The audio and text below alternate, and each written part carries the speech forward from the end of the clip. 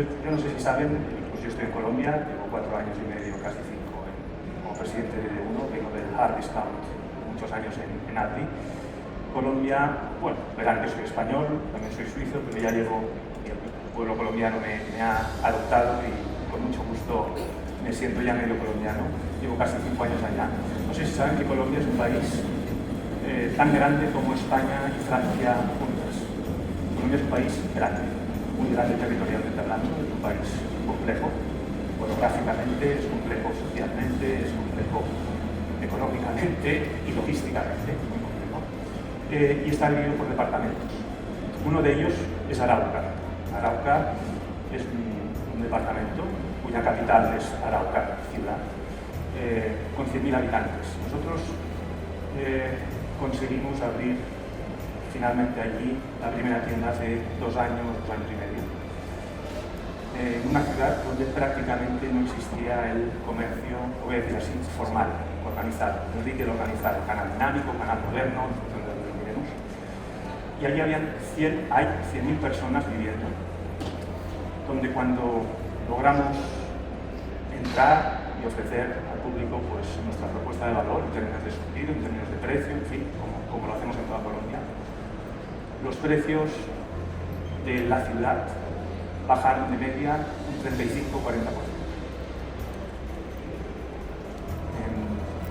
Tengo que decir que es impresionante ver la acogida que tuvimos allá por parte de los habitantes de Arauca, que nos esperaban desde hacía años y años y años. Nadie, por diferentes motivos, tuvo la oportunidad de poder entrar de manera consistente, razonable y correcta en Arauca. Nosotros fuimos los primeros al final. Y el agradecimiento de la gente que ya compraba en D1 parcialmente, desplazándose 3 y 4 horas a otra ciudad que se llama Tame, donde el recorrido además tenía todo su riesgo. Nos agradecieron muchísimo por el impacto que tuvimos en la inflación y en los precios de toda la ciudad. Esto es un caso extremo, pero en realidad el mensaje de fondo es que el hard discount en sí mismo como modelo cumple una función social de la que pocas veces hablamos. Por supuesto se habla de precios bajos, pocas veces se destaca la calidad. El gran blindaje del hard discount no son los precios, es la calidad. Por supuesto, las dos cosas combinadas dan el valor, pero pocas veces se dice que allá donde compite el hard discount, por supuesto con los demás players, el impacto que tiene fundamental es el de contención de precios, teniendo una inflación general muy por debajo de lo que es la inflación media de los países. Miren, en Aldi, algunos compañeros aquí de Aldi,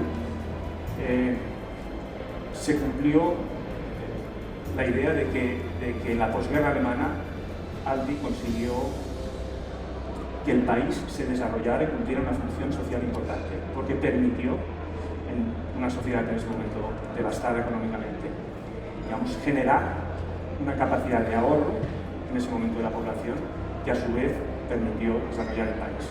Lo mismo ha ocurrido en Colombia. D1, voy a dar un par de datos. D1, la verdad es que somos una empresa muy joven, tenemos 16 años solo. Y en estos 16 años, en Colombia, solo estamos en Colombia, por lo menos de momento, hemos abierto ya 2.800 puntos de venta. Estamos a un buen ritmo de expansión. Comparto muchas de las cosas que he oído en estas 2 jornadas. Crecer por crecer no tiene sentido, hay que crecer, y no solo crecer, sino crecer escalablemente, hay que crecer rentablemente, sosteniblemente. Pero en todo caso tenemos 2.800 tiendas. Estamos facturando 6.000 millones de dólares, pues hablo en dólares, algo menos en euros en Colombia.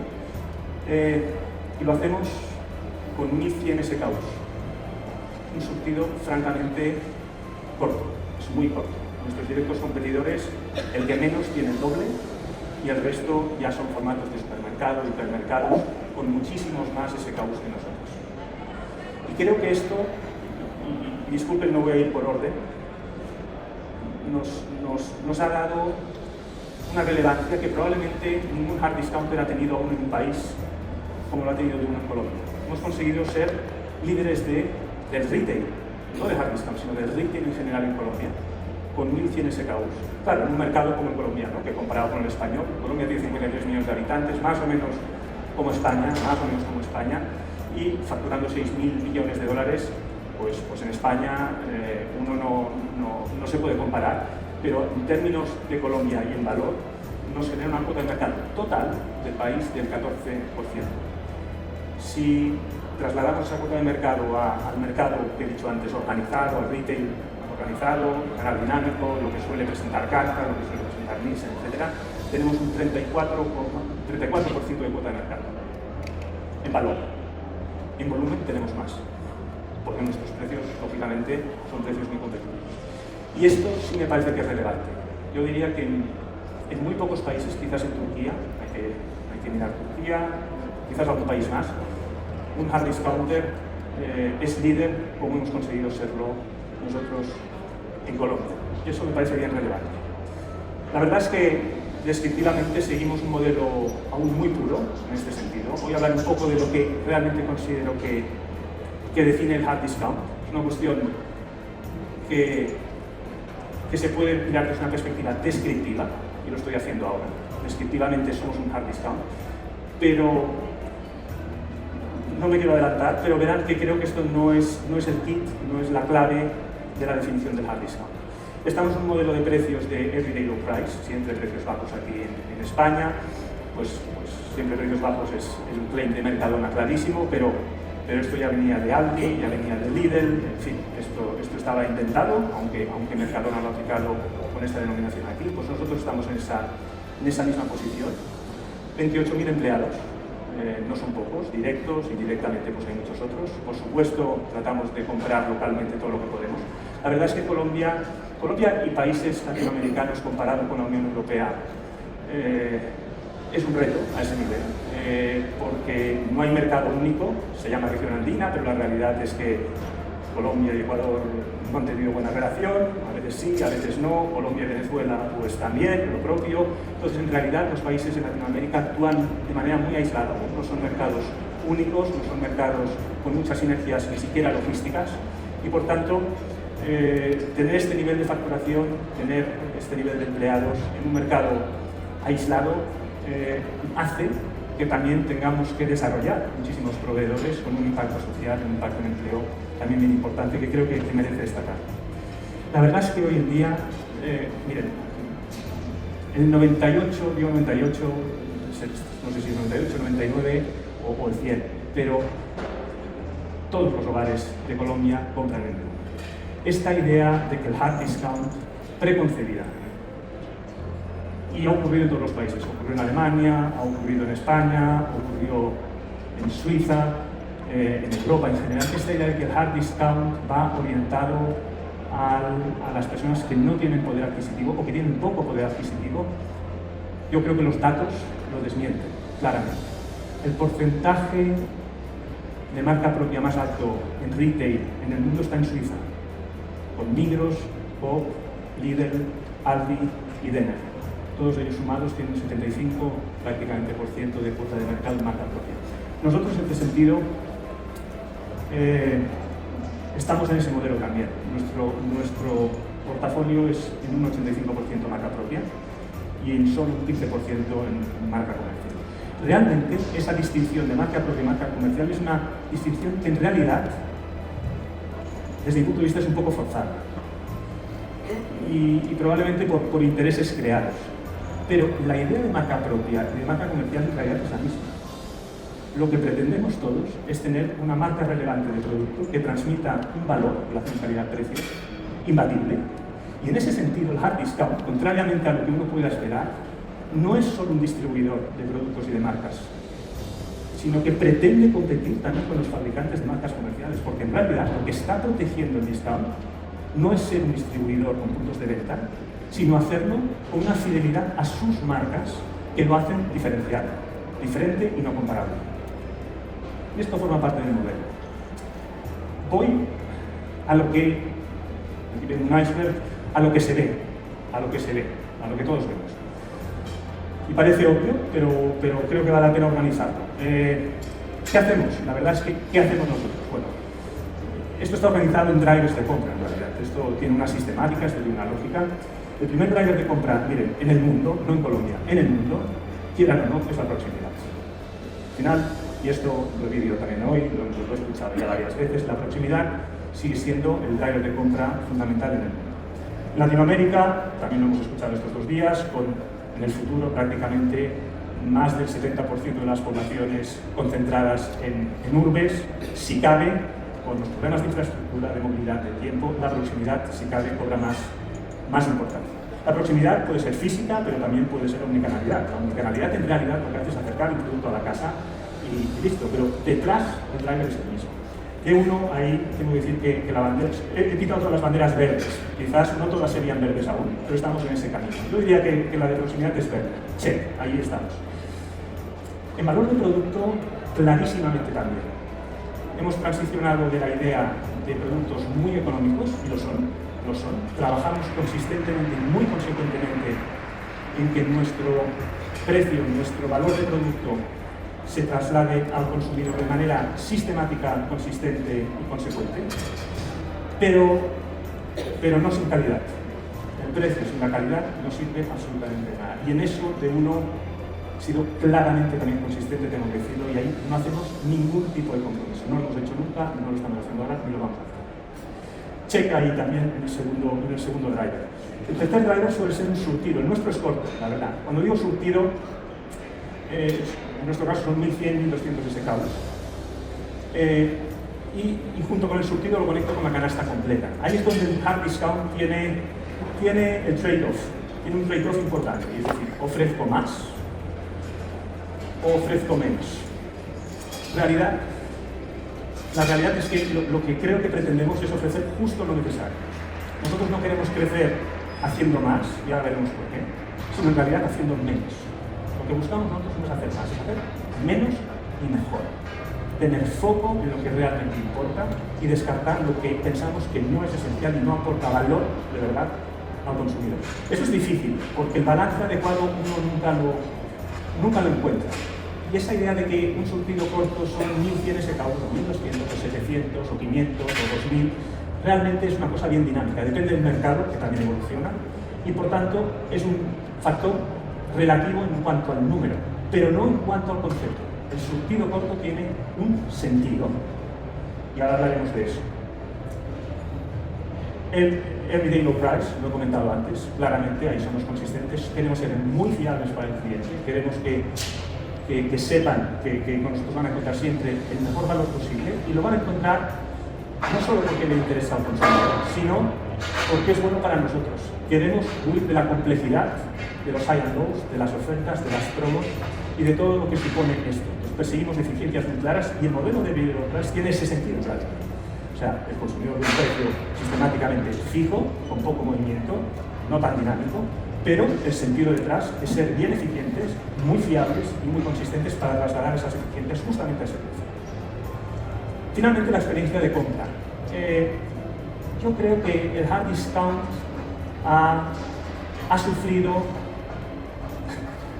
un sesgo, un falso sesgo, y es, si tú quieres un buen producto en términos de calidad y precio, tendrás que sacrificar experiencia de compra. Tendrás que tener colas, tendrás que tener filas, tendrás que tener una presentación no tan atractiva, por supuesto tendrás que renunciar muchas necesidades de tu día a día. Yo creo que en realidad lo mismo, esto es un tema dinámico, uno no sabe dónde está el balance adecuado, pero sí niego la idea de que un hard discount tiene que parecer o tiene que hacer pagar esas eficiencias con una mala experiencia de compra. Ese camino nosotros lo estamos recorriendo. Venimos de proximidad check con un calidad-precio creo que inmejorable, pero estamos recorriendo como de uno, estamos en ello, el camino para que sea, entre comillas, un collar de perlas. El collar de perlas es bonito cuando todas son equilibradas, son homogéneas y están bien situadas. Pues yo creo que ahí tenemos un reto, pero lo estamos construyendo y estamos quitando del sesgo o del prejuicio la idea de que si tú quieres vender un buen valor a un muy buen precio, tienes que tener una experiencia de compra no tan buena. Hasta aquí lo descriptivo y lo que se ve. Para mí la clave, fijaros, yo creo que esto, y acabo con este mensaje aquí, en realidad el hard discount hace lo mismo, quiere hacer exactamente lo mismo que el resto.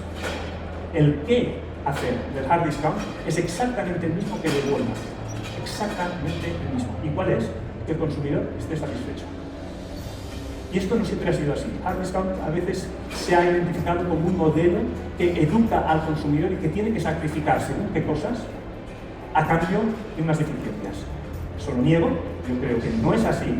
Se puede conseguir un buen balance sin renunciar a la naturaleza del hard discount. Lo que sí define, creo yo, al hard discount no es el qué hay que hacer, sino el cómo hacemos las cosas en el hard discount. Pongo un ejemplo muy claro, fruta y verdura. Yo cuando llegué a D1 prácticamente no había fruta y verdura. El motivo, esto genera merma, esto es complejo, esto genera una logística bien difícil, nosotros queremos ser sencillos, queremos no ser complejos, en fin, no ataquemos eso. En realidad, para mí es diferente. Fruta y verdura en Colombia y en todos los países del mundo es la primera categoría en volumen, seguramente en valor no, pero la primera categoría en volumen, más allá del tema estratégico, de que genera tráfico, etc., lo que todos aquí lo sabemos. No es una opción para un hard discounter que quiera ser líder en un país no ofrecer fruta y verdura. No es una opción. O sí, lo es, pero entonces no estás pensando en el consumidor. Pues la cuestión ya no es qué hay que hacer, ofrecer fruta y verdura, sino cómo lo hacemos, cómo lo operamos, cómo renunciamos a lo que otros no renuncian para poder operar fruta y verdura de una manera eficiente sin romper nuestro modelo. Entonces, el tema está en el cómo. Y el cómo parte, y creo que no es un tema menor, de los valores. Todas las empresas tienen principios, tienen valores que se supone que las inspiran, o no se inspiran. Digo se supone y también me lo aplico, porque no siempre no somos tan consecuentes con eso. Pero me parece bien importante que consideremos en el día a día, y a mí me pasa, la cantidad de decisiones que tomamos en base a unos valores de referencia que nos ayudan a orientarnos. Y definir unos valores claros y ser consecuente con ellos ayuda mucho. Nosotros tenemos tres, los hemos definido así. El primero es la sencillez. Miren, es muy difícil hacer las cosas sencillas. Es muy difícil. Si ustedes ven a Federer o a Rafa Nadal jugando a tenis, o a Alcaraz o a quien quieran, dicen, bueno, esto lo hace cualquiera. Es bien difícil que un mundo complejo, porque la complejidad existe, es un hecho, la podamos sintetizar, traducir en un modelo de sencillez que renuncie a lo no esencial. Esto nos obliga a ser analíticos, nos obliga a identificar lo importante de lo accesorio, nos obliga a hacer renuncias que tienen un precio. Oiga, yo si quiero vender mañana el doble, lo tengo fácil. Primero abro más tiendas, fácil. Segundo, las hago más grandes. Tercero, le meto el doble de surtido. Y le subo un poco los precios a ver si me siguen. Y vendo mañana mismo el doble. ¿Por qué no hacemos esto? No hacemos esto porque esto supone renunciar a nuestro core business, que no es qué hacemos, sino cómo lo hacemos. Y eso significa que tenemos que ser muy autodisciplinados con trade-offs cada día. A mí me pagan más para decir que no que para decir que sí. Yo digo muchas veces más que no que sí. Porque decir que sí a todo es lo fácil, pero no necesariamente lo correcto en nuestro modelo. Y eso duele, realmente duele, pero hay que ejercitarlo. Ética. Mire, yo sé que es una palabra muy manida, que todo el mundo lo dice, pero hacer lo correcto y hacer las cosas bien no tiene precio. Porque no hay nada que no pueda poner en jaque un comportamiento no ético. A todos los niveles. A todos los niveles. No me voy a extender aquí. Y fiabilidad. Nosotros tenemos fiabilidad, pues no por deporte. Fiabilidad conecta con un factor que para mí es esencial y que a menudo no valoramos o no ponemos en valor ni siquiera en el retail en general. O realmente, lo digo a ti en general, que tú conoces todo este mundo muy bien también. La fiabilidad conecta en realidad con la acción. Porque la fiabilidad significa ser coherente entre lo que dices, lo que piensas, lo que declaras y lo que haces. Y la acción es lo que mueve las cosas. No son los discursos, no es la estrategia. Yo creo que la estrategia, honestamente, perdón que lo diga así, esto no va a ser muy popular, está muy sobrevalorada la estrategia. Tomar decisiones con los datos que tenemos, con la información que tenemos, con la experiencia que tenemos, con todo lo que hay a nuestro alrededor, honestamente, creo que no es tan difícil hacerlo y hacerlo correctamente. No significa que siempre acertemos, pero no es tan difícil.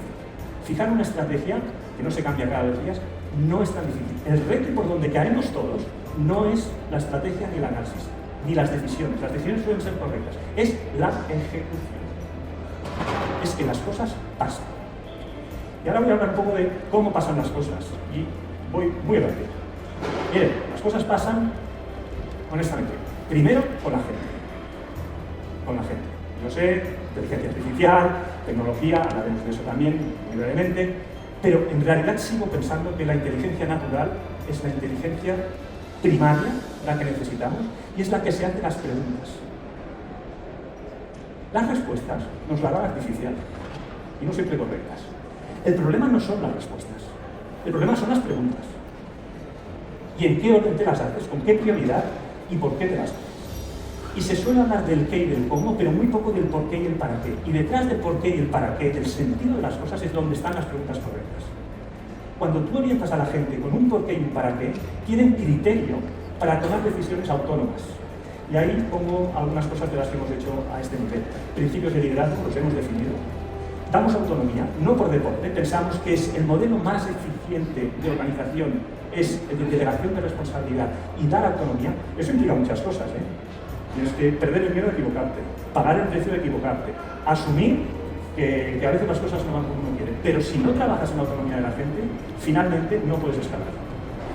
Y responsabilidad, claro, si das autonomía, tienes que dar responsabilidad. No en términos peyorativos ni de castigo, pero sí de asumir responsabilidades. Entonces, me parece fundamental el tema cultural, de valores y aplicado a las personas. Segundo, y no hay que negarlo, ejecución excelente. Vuelvo a la ejecución, lo he comentado antes.